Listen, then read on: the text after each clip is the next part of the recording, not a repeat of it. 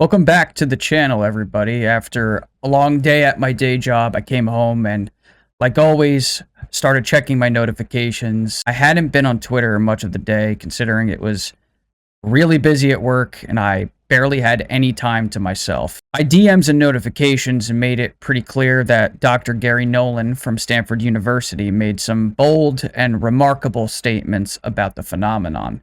This was at an event in New York City called Salt Eye Connections. On their website, the event is described as 2 days of collaboration focused on disruptive innovation in finance, economics, and geopolitics. The individual engaging in conversation with Garry Nolan on stage exhibited considerable acumen, asking decent questions and displaying a respectful approach toward the subject matter. I personally appreciated seeing that. We're going to get into the clip. We're going to be reading between the lines quite a bit. And in this instance, I feel it's absolutely essential to do so. Today we are going to talk about aliens. Before we get into this topic, I figure it would be helpful to qualify yourself, because you are going to make some very bold statements here today, and I would love for people to understand why they should believe you. And so perhaps can you give a little bit of your background? Sure. So I'm a professor in the Department of Pathology at Stanford. The primary research work in my lab is cancer immunology, virology. We also do a lot of work in biothreat, so we've worked with Ebola, Zika, COVID, when it was a big problem. Primarily the work in my lab is the development of instrumentation and algorithms to understand the complexity of the immune system in cancer. And in the process of doing that, we've created any of a number of technologies which we spun out into companies. It's now 9 companies, 2 of them are on NASDAQ. And these immunology instruments are used pretty much around the world in almost any advanced immunology analysis and work. Starting this conversation off, it's clear that Dr. Nolan is extraordinarily accomplished in multiple fields. And he's one of the brightest minds that we have in this country, if not the world. For anyone watching this that is unfamiliar with Garry Nolan, he is an American immunologist, academic inventor, and business executive. He has worked with several other brilliant individuals in founding multiple companies worth millions of dollars. He has received numerous awards and fellowships and is one of the top 25 inventors at Stanford University. He has authored more than 300 research papers. He holds 40 patents. He was approached by U.S. intelligence officials and an aerospace corporation to help them understand the medical harm that had come to some individuals related to supposed interactions with anomalous craft. He was chosen primarily for the types of blood analysis his lab can perform. He's the lead author of the first study published in a peer-reviewed journal about anomalous materials associated with UFOs, and since the formation of the Unidentified Aerial Phenomena Task Force in 2020, multiple publications have reported on Nolan's involvement with the Pentagon and the CIA, investigating samples of materials supposedly ejected at purported sites of UFO sightings. Needless to say, this is an individual with, in my honest opinion, a high level of credibility. Based on the aforementioned information, we should probably, in the least, carefully listen to what he has to say on this subject. Do you believe that extraterrestrial intelligence has visited planet Earth? I think you can go a step further. It hasn't just visited, it's been here a long time, and it's still here. Well, that was fairly straightforward and specific, as many of us in this field of study have believed for quite some time. Dr. Nolan, too, believes that the phenomenon has likely been with us for a very long time, perhaps even from the very beginning. And to take it a step further, they may have been the cause for humans to exist in the first place. If you had to assign a probability to that statement, that you believe extraterrestrial intelligence has visited this planet, what probability would you assign? 100%. And that's not just my opinion. I mean, look, the National Defense Appropriation Act, passed last year, signed by Biden in December. 30 pages of that is the establishment of an unidentified aerial phenomenon office, the establishment of looking into the harm that's happened to any of a number of the individuals, going back to 1945 and looking at the disinformation and misinformation that has been basically articulated over the decades. 100% certainty. This is a really bold statement for anyone to make, which is why it should be cause for curiosity and inquiry. It's not just that, but as Nolan went on, he mentioned the harm that's happened to certain individuals, physical effects from being in close proximity to craft, but also, and I'm speculating, the reputational harm that has affected so many as a result of the ridiculous stigma that has been following this subject for decades. Also note that Dr. Nolan mentions that information is being sought dating back to 1945, which coincides with the Trinity incident, an alleged crash of an avocado-shaped ship representing non-human technology dubbed the Roswell before Roswell, just 100 miles from the famous UFO capital of New Mexico. 12 U.S. senators have signed on to a document that basically says we want the information. The establishment of an office, ARROW, in the Department of Defense has 25 people working in it right now. And what's their goal? Collecting the information across all of the U.S. Department of Defense intelligence offices, and collation of that into a uniform format for the very first time, and provision of that then to Congress. The creation of a whistleblowers program specifically that allows people from within, who I'm going to say this, who've been working on the reverse engineering programs, reverse engineering of objects, so that they can come in and break their oaths, but it's specifically just to talk to Congress and give that information in classified settings. And that the most recent one that happened was just last weekend, and it created quite a hornet's nest in Washington. Dating back to at least the beginning of the year, it has been reported that several individuals who have been involved with, to say it bluntly, the reverse engineering of non-human technology that has ended up in human hands, have testified before private closed sessions with members of Congress, one of which was just last week. That information speaks for itself. Now we have to go down to why that statement may be true, why you believe that statement is true. What is the evidence? And I think perhaps we all may have to read between the lines a little bit here. You may not maybe divulge everything, but we all may have to read between the lines a little bit. This is likely far more important than you may initially realize. It seems pretty obvious this gentleman knew some or perhaps all of what Dr. Nolan was going to say prior to this interview, meaning they spoke beforehand. And this opens up the possibility that there will be some clues and breadcrumbs sprinkled into their conversation for people like myself and others to investigate and analyze the best that we can. in your opinion, what do you believe to be the most compelling evidence to support that statement? Well, I think the most compelling evidence is you just need to look at what your government is doing right now about it. I mean, just go and look at the number of politicians, and this is interesting, on both sides of the aisle who have come together and signed off on this statement. I mean, I was involved last year with putting together some of the wording of the NDAA, which was passed into law. So, I mean, so what are they basing their opinions on? They're basing their opinions on the dozens of individuals who, in one manner or another, have come forward and talked to them in classified settings. So that's the first thing. Then my personal experiences with the individuals well, the one person who actually was involved with collecting a lot of that original information, and then my experience with people who, frankly, I know have worked or are working on the reverse engineering programs. Garry Nolan's connections to the clandestine workings behind the scenes are further affirmed by this statement, substantiating his intimate involvement and knowledge. Yet another good reason to pay close attention to what he's saying. Well, if they're so frigging advanced, why are they crashing? Because what's crashing is not actual living things. I mean, I use this example a lot. If you wanted to study a tribe of cannibals in the middle of the Amazon, are you going to go yourself and show up in the middle of the tribe? and not hopefully become dinner on the other side of it. So if you're an advanced intelligence, you know, I don't think we're all that advanced, frankly. You're not going to basically put your life and limb at risk by coming here. So mostly what you're seeing here are either drones or some sort of advanced AI or whatever it is.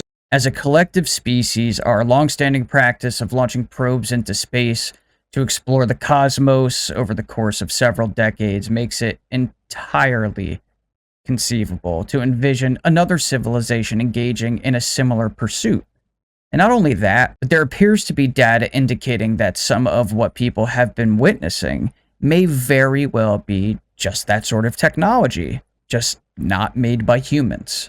So basically, a grain of silicon, you know, back in the 50s or 60s changed our entire culture and world, right? I mean, so something as small as that, the discovery of what you could accomplish with a little piece of germanium doped with the right elements, changed our understanding. Now, the moderator steers the conversation in the direction of discussing metamaterials. Garry mentions just how revolutionary a single grain of silicon was for our species. And I can't help but feel that this may be a low-key reference to the aforementioned reverse engineering programs and what they may have uncovered and injected into society over time, dating back to at least the early 1940s. We have multiple simultaneous sensor systems that have seen these objects go from 50 feet above the water to up to 14 miles and then back in less than a second. All right? I mean, that's just a truth. The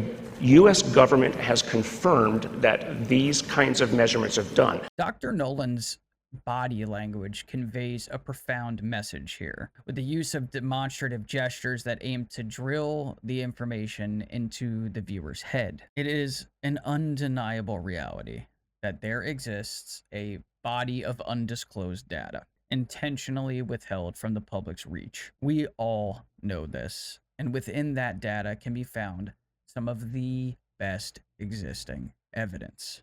Now, they're very careful what they say. They say, well, we have no evidence of ET. Well, because, you know, no ET is going to come walking in here and say hello. As I've reiterated on numerous occasions, it's customary for the government and military to employ cunning linguistic tactics. Again, this is nothing new under the sun. Right? But if you read between the lines on the flip side of it, it does stuff that we can't do. We know that the Russians and the Chinese are not doing. And so if you can go from 0 to 5,000 miles an hour and take a right turn and not end up squished like a bug on the windscreen on the other side, if they have windscreens, then what is the physics that accomplishes that? The one thing that really grabs me throughout this entire conversation is the confidence exuded by Dr. Nolan as he speaks on this subject. Given who this man is, in my opinion, it unquestionably warrants undivided attention. Without a doubt. These aren't Chinese. These aren't Russian. Moving on. I'm always looking for the opportunity. I look at the upside of this. I'm not worried about them coming and, you know, raiding us or taking our women and children. That's not my concern. My concern is, how do we use it? Garry Nolan's primary responsibilities do not encompass concerns pertaining to the phenomenon of abductions. Such matters do not fall within his designated role in this context. While he undoubtedly holds a genuine interest in this subject, his principal focus lies in the domains of technology and biology. And I'm curious, do you have confidence that us collectively, will have material, literal physical material to evaluate, to analyze? Yes, 100%. 100% again, okay. It's there. It's there. I mean, I can say this. I was working with a group about 7-8 years ago, and I literally got within a few weeks of gaining access to one of the objects. And when the people who didn't want us to gain access to it found out about it, they pulled some bureaucratic administrative tricks and snatched it away. Someone has recovered materials that were not engineered by human beings. It's pretty damn straightforward. Sadly, in this scenario, Dr. Nolan found himself at the unfavorable end of a metaphorical tug of war. It's wild. And so now we have you Dr. Nolan making this bold statement. You are well positioned to make this statement. Again, refer back to the intro of this video. Garry Nolan isn't some random NPC. He is one of our most intelligent minds. Thankfully, he's open-minded and he is extremely accomplished. Individual experiences of what people see is an anecdote, but an anecdote doesn't convince a scientist. What is it that convinces a scientist? Data. Right? What doesn't convince scientists? A conclusion. If you and I can agree that the data is real, irrespective of what the potential conclusions might be, the hypotheses, then the onus is no longer on me to come up with an answer. Now it's also on you, because we're having a discussion about this. So it's believe the data, not the conclusion. Well put. Let's set aside the conclusion. It's not going to be persuasive enough. However, the data itself presents an entirely distinct narrative. It resides in the realm of optimal influence. That is the sweet spot. Instead of telling someone what I think the data looks like, ask what the data looks like to them. Rather than asserting my own interpretation of the data, it would be prudent to inquire about the observer's perspective on the data's implications. I really liked this statement. So, people have come up with all kinds of ideas, everything from future humans, future AI coming back to us because somehow they figured out time travel, to what's called the ultra-terrestrial hypothesis. These theories are unequivocally fascinating. And while they may appear outlandish to some, there exists the intriguing possibility that each one of them holds some truth, coexisting and unfolding simultaneously on our planet. In an upcoming video, I'll be delving into these concepts comprehensively. Dr. Nolan, you have to speculate. What do you think it is? Let's be bold. I think it is an advanced form of intelligence, something that we don't understand, that is using some kind of intermediaries, however it is, like I said about you're not going to end up in the middle of the tribe, the angry monkeys that are flinging muck at each other, or nuclear bombs. You're not going to show yourself in the middle of the ambulance. You're going to send intermediaries. Intermediaries. This one caught my attention. Dr. Nolan's reference may extend beyond the mere presence of scientific probes and drones hovering in our skies, conducting observations and investigating our species. I believe it may potentially encompass a long-standing theoretical notion suggesting that the extraterrestrial entities commonly referred to as the Greys could potentially possess an artificial essence or exist in a post-biological state. In his book series, the late author Nigel Kerner used the term roboids to describe these entities. I'm currently hard at work putting together the deepest possible dive on these beings, from the short grays to the tall to the yellow to the blue. I'm digging as deep as I can. It's not that they walk amongst us, that wearing a skin suit. Although I acknowledge that this notion may appear far-fetched to many, the phrase walking among us has increasingly found its way into the ongoing conversation. And yes, you might have guessed, I intend to delve into this concept in an upcoming video as well. It's imperative to keep an open mind and explore all possibilities until they are definitively ruled out. We should embrace the courage to engage in these conversations without fear or hesitation. When the South American native tribes first saw the Spanish ships coming across the horizon, they didn't realize what it was. They couldn't see it for what it was. So, this is, as I said before, this is the kind of the wow factor.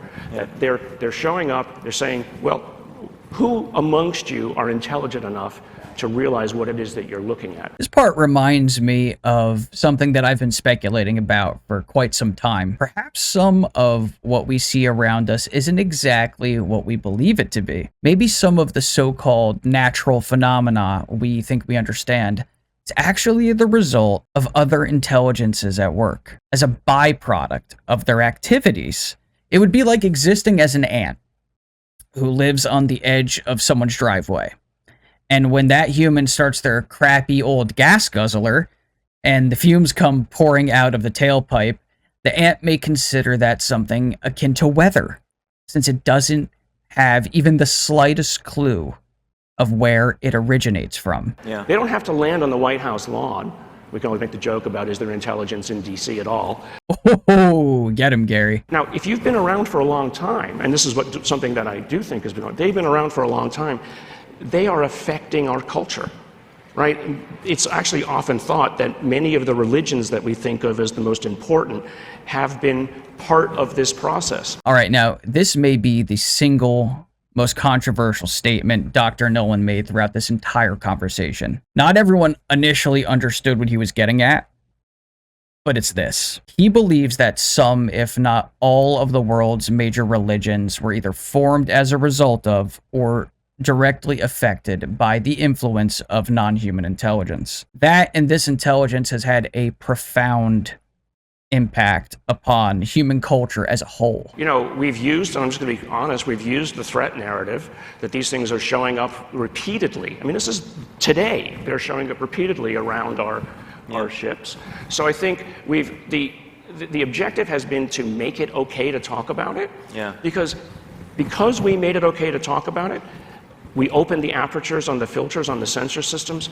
That's what partly led to the seeing of those Chinese balloons. You wouldn't have seen them if it weren't for that. If we perceive disclosure as an intricate and gradual progression, this statement serves as a poignant manifestation of such a notion. The utilization of a threat narrative was strategically employed as a tool, a means to an ultimate objective, effectively sparking mature and destigmatized conversations surrounding UFOs. Also, the recalibration of sensors within aerial monitoring systems across the United States facilitated the detection of previously unnoticed objects, exemplified by the now infamous Chinese balloon incident. I'm frankly involved with the development of a 501c3 myself.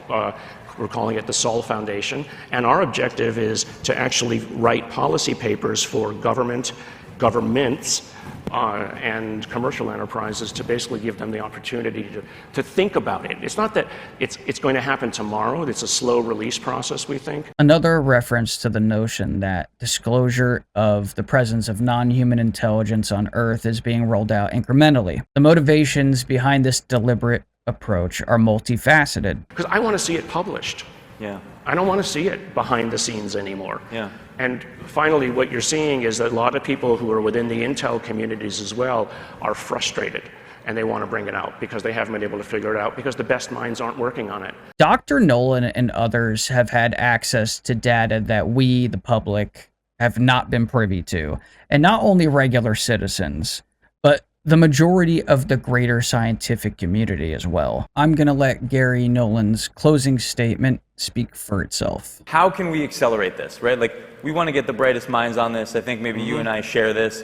Like, let's go. I think you need to bring together, I mean, this is the part of this professionalization. Yeah. You need to bring together the right set of, basically, frankly, anthropologists and sociologists. How do we talk about the fact that we're not at the top of the intellectual food chain? First of all, how do you deal with the religions? Every one of these religions is going to basically look to whatever that is and say, okay, well, what do they believe? Right? We know that the Vatican is involved. I mean, and I'm working with people who are working with the Vatican to basically get them. They've already said, this is very arrogant, they've already said, well, of course they can be Christians. Of course they can have a Jesus. They can be saved. They have a soul. I mean, I think the opportunity is for us to worry about whether they think we're worthy of saving. There's something here. There is. There was plenty here to dig through, and maybe that was the point. I believe that we have to read between the lines in the midst of this disclosure process, and that we need to pay very close attention, especially when the person speaking uses that phrase. Thank you for taking the time to watch the video today, everyone, and don't forget to leave a like, subscribe, hit the bell for notifications, and share my content everywhere you can. I'm very active on Twitter. I just recently changed my Twitter handle to @Cortex_0 since I finally discovered that you were able to do so. My DMs are open. Feel free to message me whenever you want about whatever you want. If you'd like to support my work, the quickest way to do so is through Cash App at $YouTube Tom. I'm in the process of adding a join button to the channel, and I'm setting up some other really cool stuff for you guys, early access to videos, extra content, and more. Thanks for being here today, and I'll see you in a future timeline, somewhere in three-dimensional reality.